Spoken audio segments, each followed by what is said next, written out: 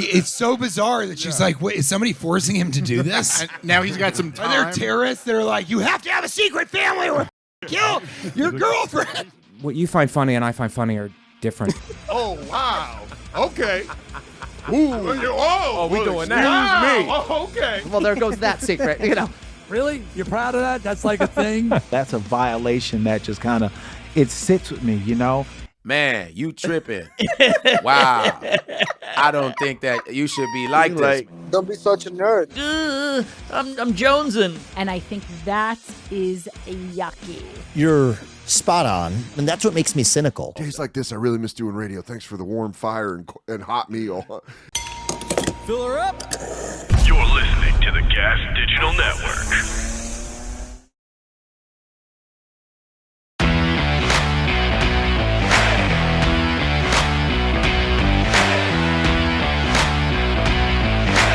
You're listening to Gas Digital Best of the Week.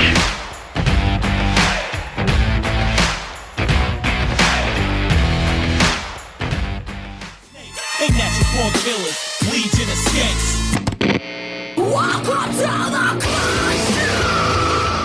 This is a guy getting caught by, I think, his wife while he's with his secret whole family.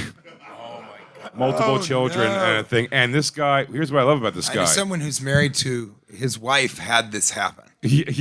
Secret family. Isn't that fucking... But this is, what's great about this guy is he never stops just denying. That's it great. couldn't be more caught, and he doesn't at one point just do like the move here that you think is kind of like normal, if nothing else, is to either just like come clean and be almost aggressive about it, or leave, maybe get the hell out of there. But this guy just keeps saying like, what? No, can I tell you the move? The move he should have done, no matter what happens here, is to say nothing.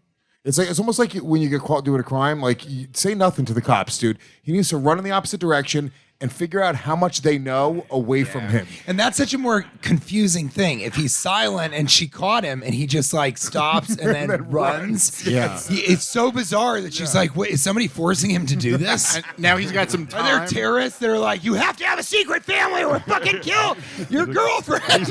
Oh my God, my cover's blown. Dude, you gotta That'd be a great line to say. My cover's blown, and just run away. And then he has that time to figure out what exactly it is he's going Yeah, to you say. get home, he goes, okay, I work for the government.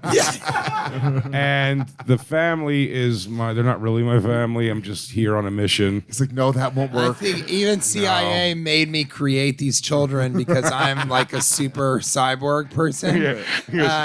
But I never found love, like real love, until I found you. But yeah, these are my two kids. But she's already met my mama, and she know robots don't cook like that.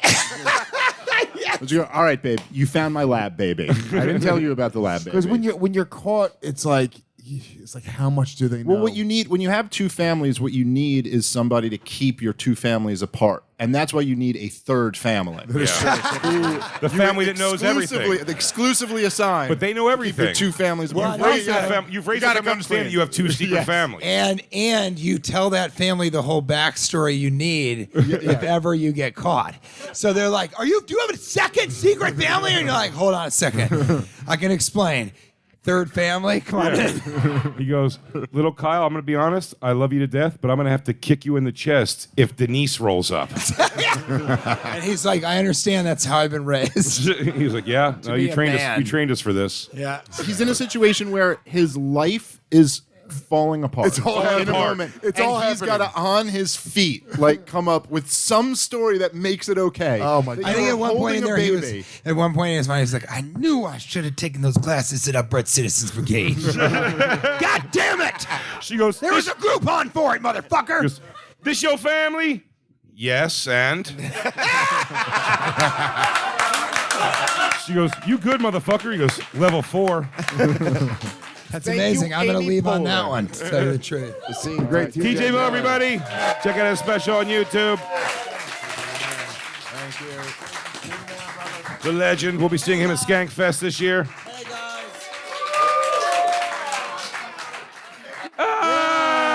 He got it. Kyle. He learned it. Oh my God. Oh my god. DJ goes for it.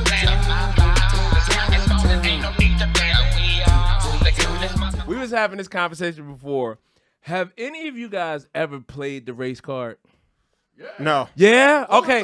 Fuck, because we talk about this, and Yeah, I'm not no, going to I come at have, I you. have. Okay, because I've never done it. I don't think I could do it with and be serious. You know what I mean? But you like, don't have to be serious. You can smile while you do it. Okay. Because they got nothing. It's like when you play the draw 4. Like, what you gonna do, nigga? It's draw 4, nigga. Yeah. Okay, so Okay. and what Okay. situation, can you tell me of a situation where you did play the race card? You play the race card every time you lose in an argument. Fuck you mean? If it's a room full of white people and you losing a logical argument, you call them racist. Okay. That's how it goes. That's right. Right. And I'm a little Get Chinese. out of jail free That card. shit, I could do it to niggas, I could do it to Asians, I could do it to anybody. I got mad race You a cards, double baby. agent. I'm just... He a double agent. Remember the intro to Ninja Gaiden where the nigga was just throwing ninja stars? Whatever you got. You remember the intro to the arcade machine where the nigga just talking? He got them dark forces in him. And he uses it. That was me. He uses That it. was me, man. Race cards. Throwing I out. do reverse race cards. So if like a Okay. drunk white woman is pissing me off, Yeah. I'll say that I'm triggered. And I'll say I'm gonna call the police on you. That Okay. shit is so fucking fun, man. Yeah, I yeah. am triggered. You're making me uncomfortable. Just use all the words they use against them. They do not know what to do. They melt where you stand. Right, because they got to stand on that. I can't do it and keep a straight face. Oh, it is that kinda- was the issue for me. It's like, as much as I want to be, you're being... You know, the best time to play You the race racist. Like, I can't. the best time to play the race card is when you walk in the room and don't even do nothing and they see you and jump. You Yeah. own them for the Yeah. duration Oh, of that time. You own them. Oh, you you know don't when I have to do do anything. They be like, "Yo, can you pick that up?" I be like, "Nah, I can't, bro. I can't. Yeah. I can't. I don't want to frighten you. That's I don't. oh shit. I don't want to frighten I don't you wanna frighten by making you. any sudden movements. I'm just Yeah. sit here and That smoke my one. weed. You know the one I use yeah. when goofy white people can't tell two different black comics apart on the same show? Yeah. You did good. Or you did good and I wasn't even on the show. Like, you know how many times they've mistaken me for John Laster? Okay. So it's like I go, oh, we all look the same, huh? Mm-hmm. Oh, that's what you see, huh, Charlie? Huh? Your eyes only see white, But your Derek eyes only do it see and don't one version. smile. Huh? Oh no. Derek don't smile. I don't Derek smile at going all. straight I face. can't. Oh, yeah. It's so You be like, funny yo, to Derek me. going, you be Like- with Derek. Like, is he going to hit this thing? Right. Like, I don't even think I Derek can. is he about to pop off? I don't want to pop off. Because he'll be in their face. Right. Touching their nose. Yeah. Shit. Yeah, Derek. Oh, we getting it in? Derek, a white girl in disguise, man. I love having Derek with me, man. Them Yes, white women yeah. don't know what to do with him. Right. So, whoa, wait a Right. minute, man. But yeah, it's hard for me to utter the phrase, is it because I'm black? And not laugh. You know what I mean? black? Yeah, but you can't. You don't have to specify. You just got to hit him with the oh wow. Oh wow. Wow. Yeah. Oh wow. Okay. Ooh. Oh, we well, doing excuse that. me. Oh, okay. I guess you don't know people. You no. It's you cool. don't be knowing Yeah, people. yeah. No. Why? I just didn't know. Nah. It's the people you least expect. Oh, I didn't know. I was just sitting next to a Jim Crow ass the nigga. Why? My fault, master. We were just talking let about- me sit the fuck back. Did a whole Pardon episode me. about communicating. I feel like we're going backwards. We talk so much about indirect communication on this show. This is clear indirect communication, but I like it. The honesty. But it's still not honest, right? It's still very like underhanded and fucking right. I'm hurt. Right. I'm It's hurt. I thought to myself, I either got ripped off or this is my first case. And you know what? When I take Ubers, I don't have a car. But if I take Ubers and somebody is furious and has road rage, I actually tip them more. Oh, because and I give them a higher rating. It's a better show. No, because it's not even a show. It's like they're trying to they get me to my care. destination, Right. and they're about it. What about you? I mean, I'm an active listener. No, I agree with you 100%. I like to see the guy investing in getting me somewhere. Mhm. I hate when the Uber driver is on like full-on life calls. That I don't like. He's on his own life calls. He's taking Yeah. he's taking calls. Yeah. He's dealing with other business. I don't Right. like that. Yeah. No. I'll even ask 'Cause he's permission. distracted. I'll even ask permission if I get into an Uber and I have to call someone. do I. I will say, "Excuse me, sir, I have to make a call. Do you mind?" I do that also. And if the guy said yes, I go, "No problem." Like to me, that should be the etiquette. But if anything, it's more normal for you to be making a call as the customer than for them to be assuming. Can I tell you just what a killer move would be? Okay. If you're in the car, you guys are driving, and you go, "Sir, I need to make a very important call. Do you mind if I make a very important call?" And he goes, "No." Then you go, "I respect it." But then as you're driving, you open the door and you get out of the car. You roll out onto the street while you're driving. Right. Wouldn't that be such a cool, like, James Bond move? And, you know, that guy would tell that story for the rest of his life. I'm so uncoordinated, I get run over by the back wheels. That never happens in movies, though. They never get run over by the back wheels. Even funnier is to get like pull it off and then get hit by another car. Well, no. What you find funny and I find funny are different. But roll out and then hit your head on a garbage can. That's pretty good. good. And then be in a coma for 6 weeks. It's like, or 2 years or something. Like, that's very not James Bond. Right. James Bond never rolls out Wait. and then hits his head on a garbage can. Or recycling. That's even worse. Can I add to that? Can I add to that? Yeah, let's add to it. I like this. You ready for this? Okay. This is exciting podcasting. You jump out of the car trying to do a roll. You hit your head on the garbage can. You end up in a coma, right? Right. Now you're in that coma. You wake up from the coma, but in your head, you're still about to jump out of the car. You jump out of the bed. Boom. Hit your head again. Back in another coma. It's a fucking loop of comas. Dude, this is killer what we're doing right now. How about you jump out of the car, you hit your head on a garbage can, you're in a coma for 6 weeks, you wake up, and you forget everything, and they've installed the metal into your legs, and you're 6 inches taller than you were. And then you marry the woman of your dreams. Oh my God. Who wouldn't acknowledge you before because you weren't tall enough. How about that? You're a genius. Let's open up a business. You ready for this business? What's the business? Okay, the same way you have I'm like getting a excited now. last will and testament, you have an in case of coma, and then the surgery you want done while you're in the coma.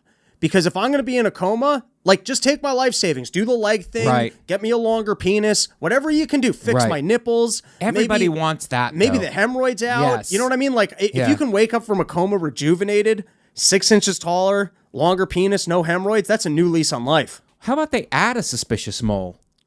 They add a suspicious mole just to keep your life more. Now what are you going to do? It's suspicious. Right. It's like on your back too, so it's like you can't really look at it. Yes, now you got a fun thing that every time you're trying to find the perfect mirror because you Who's can't gonna ever get a get good you? look It's at like it. the suspicious mole. You could be taken down by all of your enemies or a suspicious mole. It's so suspicious. What's it doing back there? Yeah.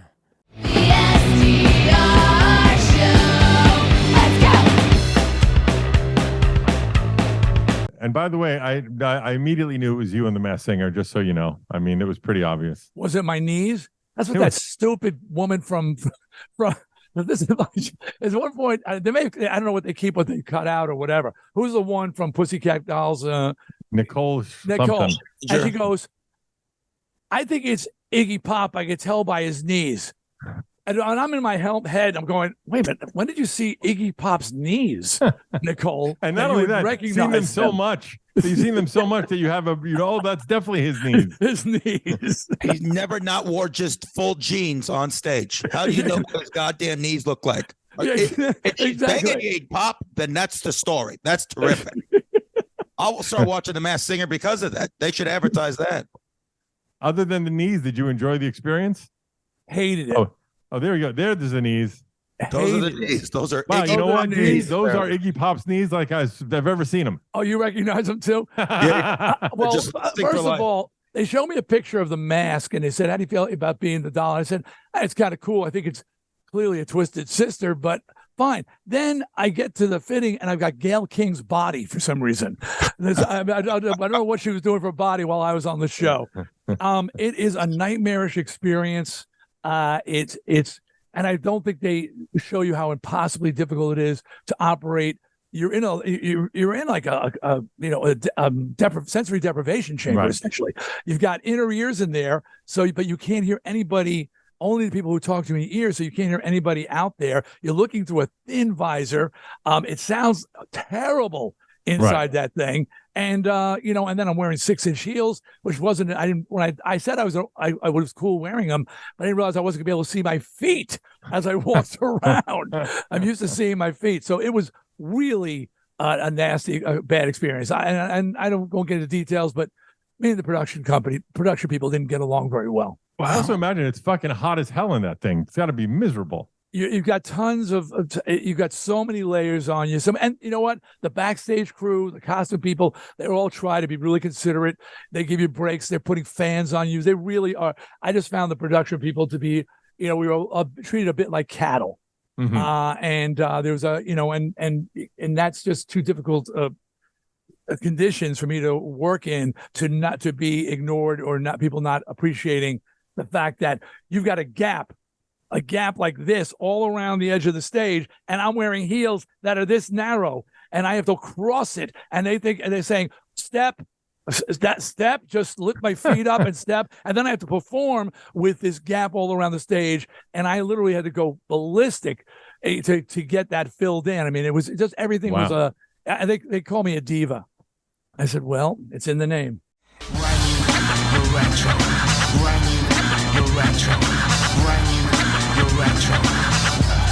Have you seen Tom Hanks's niece flip the fuck out on this fucking claim to fame show? No, but I saw all the previews for it. I just found out about this. Dude, and we were going like this. Harrington, you gotta pick up. So she's the first person, buddy. Because I saw the trailers and we were like, this is such a shit show. It is a meltdown. All right, hold on. Let's watch the trailer for Claim to Fame season 2 because I didn't know that. One of them looks like Kate Upton. One of them just on the trailer, I'm like, that's Kate Upton. You gotta see Tom Hanks' niece get eliminated. Let's do it, dude.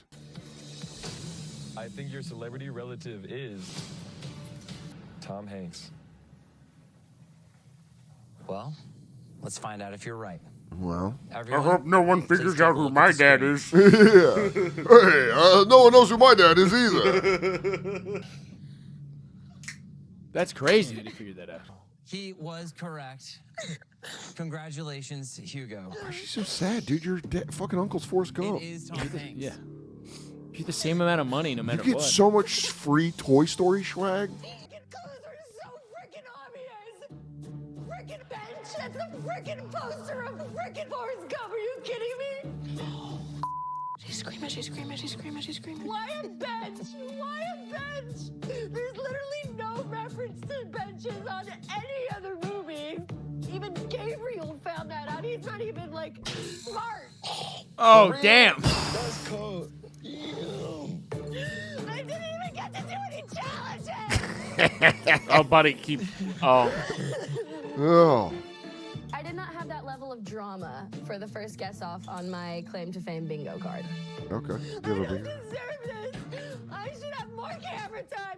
I should be here longer. And we're only on guess off number 1. I think the right choice was made. No one expected that. No one.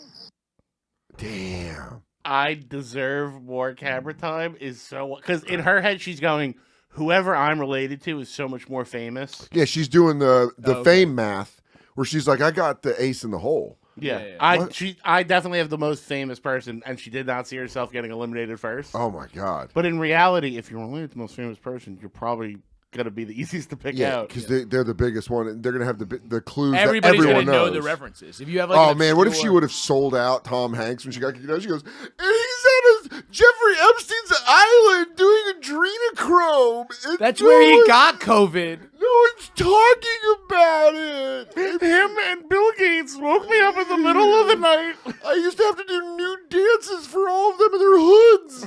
The Illuminati made me do naked applesauce dancing. You're not even actually related. That's just your reward for graduating Epstein Island. I was trafficked into his family. My family was murdered. And like, dude, shut the fuck. Tom Hanks is like, God damn it. One time, Uncle Tom came in my room and he put his finger over my mouth and went, I don't wish you were big. No wishes for you.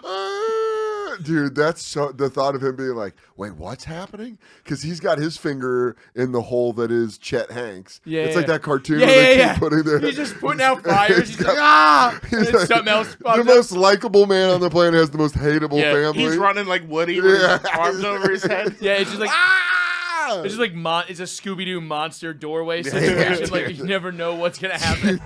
Godfrey. Trust. Godfrey. Could be dangerous. Well, I mean, that's just But the that's nature of why the I beast. never say anything. When I do a project, I don't say shit until it pops the fuck up. Well, you and can't catches because people you in the never chin. know what the fuck they gonna cut. But some people do. And it's Dude, stupid. there's some fucking psychos out here that'll be like, yo, I just did a movie with Denzel. I was I'm like, alright. you weren't there. What happened? Wait, Oh, they must have cut me. Why would you exactly. say something? Yeah. Denzel ain't getting cut. Yeah. Exactly. And the thing is you don't have to lie. You don't have to lie because they're gonna find out. Why? Yeah. That's why when people say, hey, it's not gonna go. Yeah, that's what what's happened. sad to say. That's majority of what happens is shit doesn't get made. Shit doesn't make the cut. There's so many people who do pilots, and there's thousands of pilots that have happened that have never made it to air. Like, I did a dope pilot. What happened? It's a pilot. It's and a a lot pilot. of people. Oh, I always used to get this. And some of them were probably good. They just don't make Yeah. them. A lotto ticket, bro. That's all it is. It's a scratch and exactly. win. There's a lot of people that will do this too. I know people that will be like, "Oh man, I'm busy. I got auditions." I go, "Audition means you didn't get it. The fuck you mean? We all got auditions. I don't talk about my auditions. Yeah. I don't talk about that." Now, if I book something, I tell my friend, "Hey man, I got this joint." Yeah, you I tell just booked friends the joint. and You tell stuff. your friend. Yeah. You go because Yeah. they know I've done 1,000 auditions. Yeah. I'm always putting up we're always putting up self tapes. We're always putting up self tapes. I just put one before I got here. Yeah, we put did, up a self joint. We did a few together. Oh, yeah. oh, to have you know what the ratio is? Wait, hold on. I'm gonna tell you. To read with this motherfucker. Oh, yeah. It is the worst shit. First of all, I got better on the second You did, one. but it's so hilarious because I'll be like, "Hey man, I need the money." I said I don't got the money, but when I get it, I will definitely tell you. Wow, you gonna shoot me with that gun? And I have to be like this. And I have to sit there going, I said I'm gonna shoot you with the motherfucking gun. Yo, where's the fucking money? Man, you tripping. Wow. I don't think that you should be like this, man. I'm not I an said actor. I'll get you the movie. Anyway, listen, I will tell the manager, and then when the manager comes, I will get you your money. He's reading directions. And I got looks confused. yeah. Exit stage off camera, OC. And I'm like this, and I have to sit here like this. You think I'm fucking playing with you, dude? Get me my shit. Oh, damn. Okay. I will get that. You don't have to be so violent. Okay, the anyway. next time you have an audition, the next time you have he don't give a fuck, yo. the next time you have an audition and the person that's reading is a gay nigga, I can play that. That's all I can play.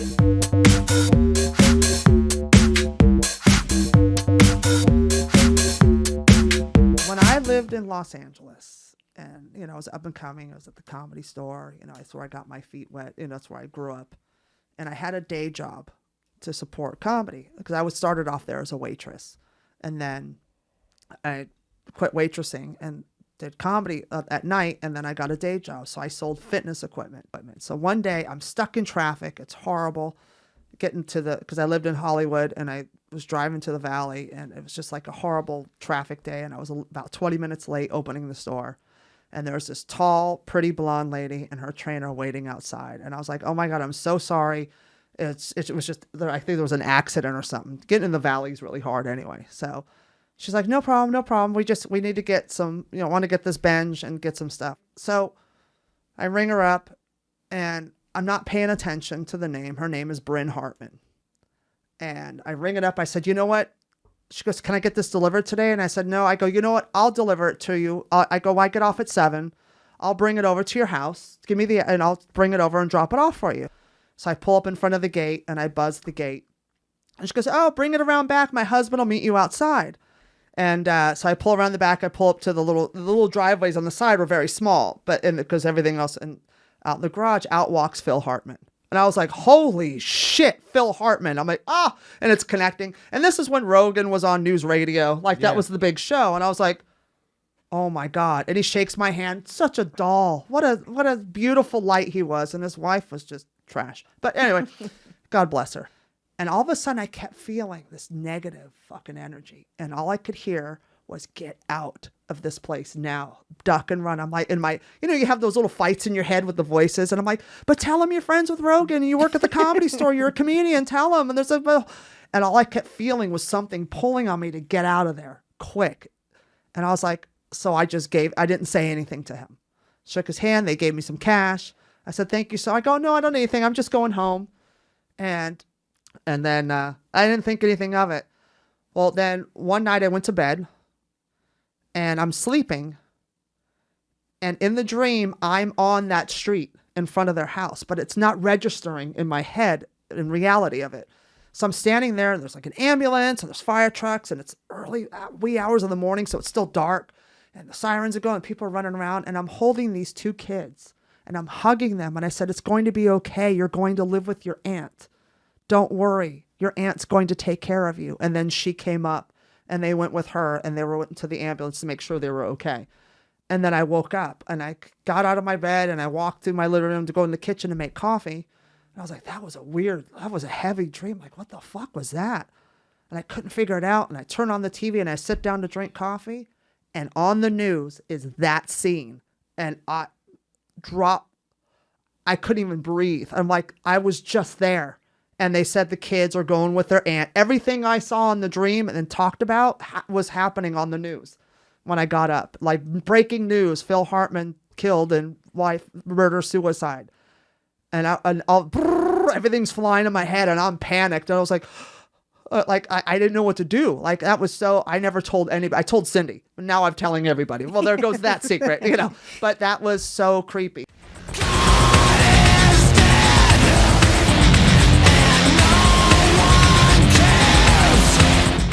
If you guys are not familiar or if you've been under a rock for the past 2 weeks, there was a submarine from this company called Ocean Gate that was sent underground. Tickets were $250,000 a head. There was a couple men, including one 19-year-old, a son of one of these billionaire types.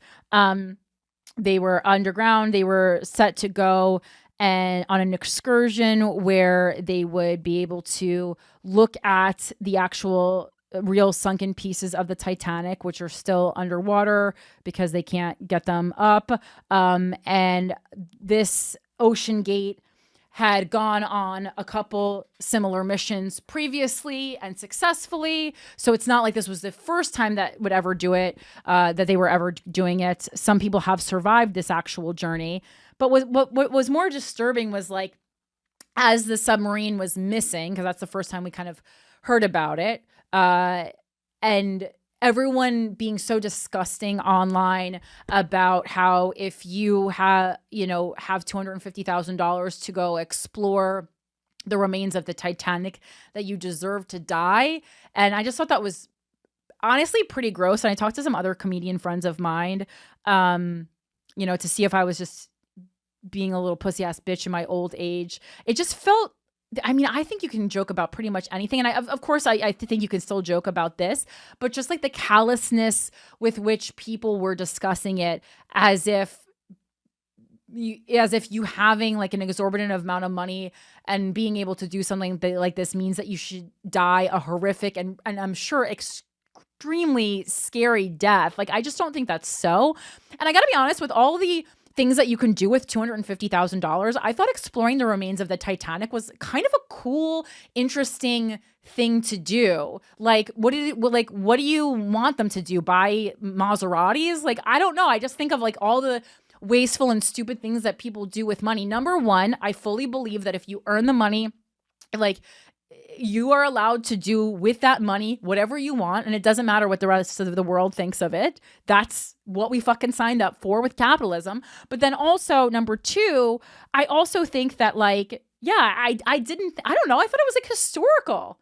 And people who are like, oh, I would never want to do that. I wouldn't spend $250,000 on it, but I would have been super interested in taking this trip. I think it's fascinating. Just like, that right there in a nutshell is why that has the stench of why I started calling myself a liberal gone rogue. This elitist, I'm better than you. I don't you don't deserve to breathe the same air that I am breathing, just really, really fucking gross. And while conservatives are certainly reprehensible in their own way, no one really does elitism and I'm right, you're wrong, like the Liberal Party. And this submersible story from this week really really shed a light on that even more than, it already had, and it absolutely repulsed me. And, there was this kind of overall acceptance of the notion of like, well, good riddance. We don't need these people on the planet anymore. And I think that is yucky. And I do not like you. Ew, it stinks.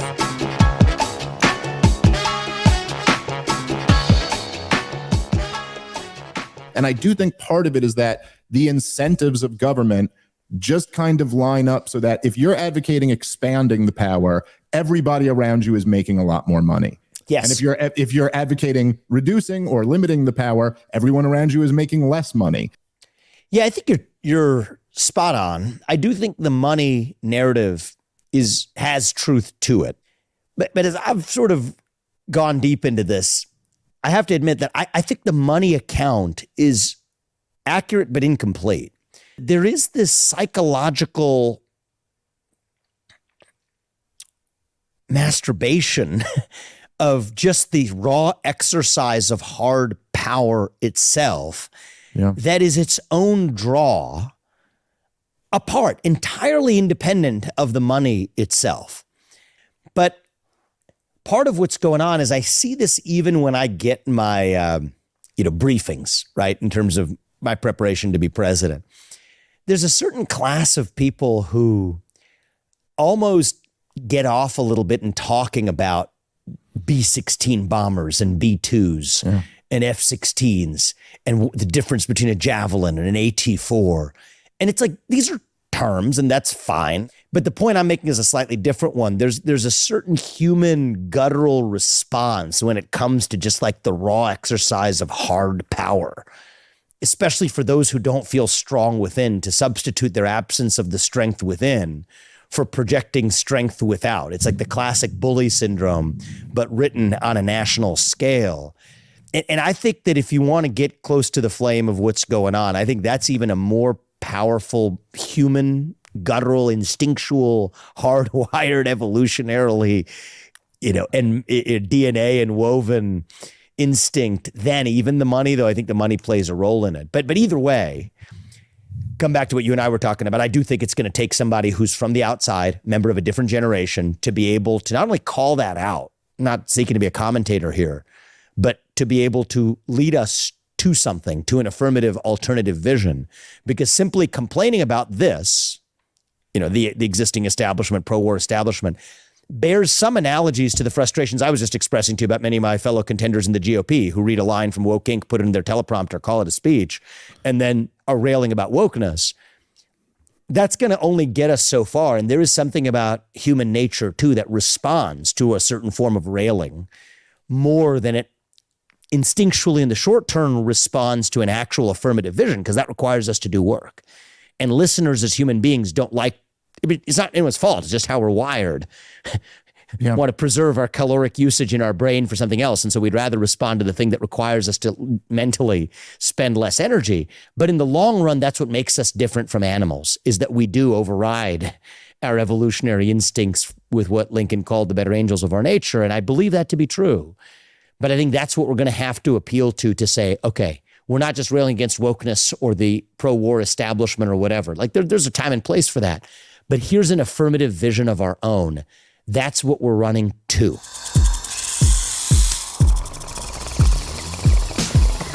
What up, motherfuckers?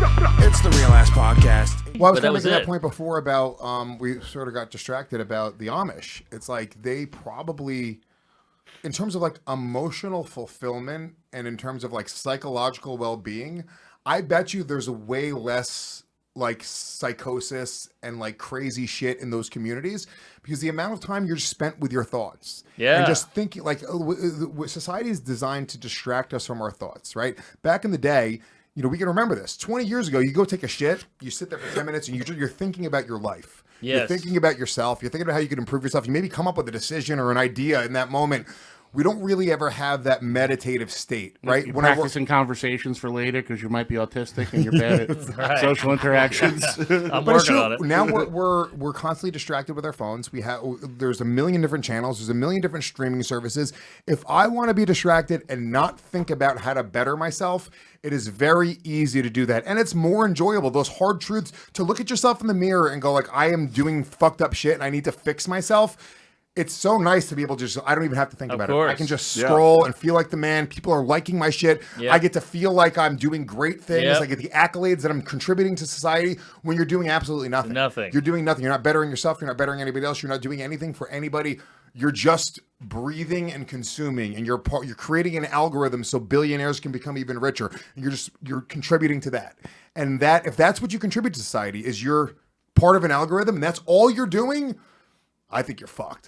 And I think as a philosophy in life, if we were all to just spend a lot of time making ourselves better, then our close friends, our family members, our small communities, our small groups, and we were thinking that way, I think we'd be overall way better as a society. This is Jordan Peterson's whole thing. I'm sure it is. To make your bed shit, right? Yeah, I never read the book, but I know I like the concept when I heard it. Like, make your bed every day. He says... No, you said make your bed, a girl shit in it. But the idea is you get up every day, and before you start worrying about the world, and everyone's so worried about what everyone else is doing, get up and make your bed. Now organize your drawer.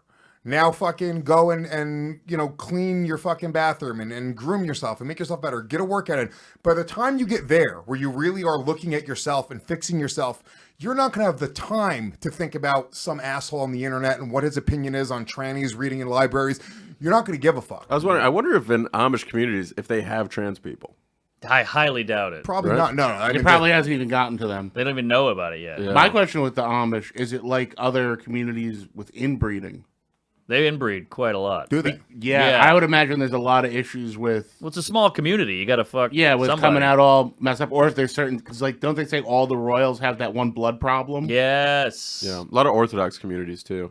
You talking about the Kansas City Royals? Well, you see, you see Hasid sometimes, and you're like, they have the same way The caveman thing. Yeah, the caveman thing right there. You're like, oh, dude, you are some cousin fucking Hasids, aren't you? Dude? I was with a... You know, like funky teeth sometimes. I was like with a big girl. Mouths. I was hanging out with a girl who used to be Orthodox, and we saw a Hasid with Down syndrome. I'm like, I have never seen that. And she goes, Whoa. There's so many, they don't let them out. A heaptard. Yeah, Holy shit. Menorgaloid. Undisputed UFC middleweight champion of the world. Listen, we haven't spoken since your last fight against Corey Sandhagen. Right, there's been a bit of time passed since then. I'm sure you've sat down with Jason. I'm sure you've talked about it. You've dissected it. I'm sure you've talked about your feelings or your emotions that night. Would you mind sharing with us? I mean, what do you think was going on that night? I was just fully turned off, and I mean, like, I'm not the guy that goes. I have ever in my career make excuse after a fight. I'm not making an excuse now. That's what I say. To me, I was just. It's weird. Like, it's almost like I would say the best way to explain it is either God just turned off my fucking body, or I was sick. That I don't know. I was just like, I had no pop in my punches. I have no pop in my kicks, and all the explosiveness that I always have, that I have right now, I was able to explode out of my sprawls anywhere. Like it will come and go. Like sometimes things will work, and then all of a sudden I was like, fuck. Like, and then I fought my ass off. I keep trying, but even coach knew. Like that's what he was frustrated, but he was like, there's nothing I can do if I have a flat fighter right now. Like there's no one can do anything. That's what I just decided to dig deep and try a little harder, but I wasn't able. It was just, fuck it. I own it. It's on me. I mean, I had 8 more weeks to train, which for a guy like me, it's not gonna play on my benefit because I was ready for the initial date, and then they moved the fight to the end of March. So maybe that could play because That's it. If you will be a little That's out of it. shape. Sorry, Anthony. I know I just pointed at you for your question. Marlon, you train all the time. Even when you're resting, you train all the time. That's what my question was going to be. You were overtrained. By the way, this isn't me sitting here making excuses for you, Marlon. We're friends. You know what I mean? And I'm 44 years old and I've been through it. You know what I mean? And I want to try and pass on some advice. And you know this, you've heard people say this, but for anyone that doesn't train or fight, they will never understand what I'm about to say. But they say all the time, training too much is worse than not training enough.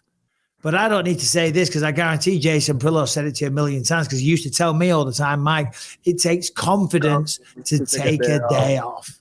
But it does. That's knowing, hold on a minute, I'm a fucking head of the curve. I can go and sit on my ass. I can go be a Leo Tapori and drink some red wine or have a beer, have a pizza. You know what I'm saying? Like those little things, I'm finally changing those. Like I mean, you just learn. I mean, just learn from it. Don't be such a nerd. Like just have fun sometimes. And I feel like that's whatever I didn't show in the last fight, which bummed me out a lot because I did get better for that fight. I did improve. It's gonna pop up. Everything's just gonna be like a beautiful picture in this fight because now I just improved an area that I was lacking, and I was like, you need time to forget about things too. So, I mean, I feel like it's a great fight for me, and now I just know a little better than I used to know before, and I just feel good about that too.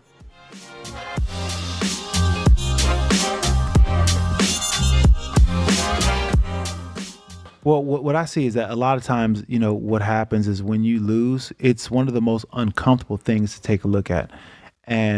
But there's always something in that loss for you. And even in your wins, because a lot of times when you win, your mistakes get overshadowed by the fact that you had good results. So sometimes when you're winning, you're really working on a loss. You're really building up to a loss that you're eventually going to have because the mistakes are not being corrected. Interesting.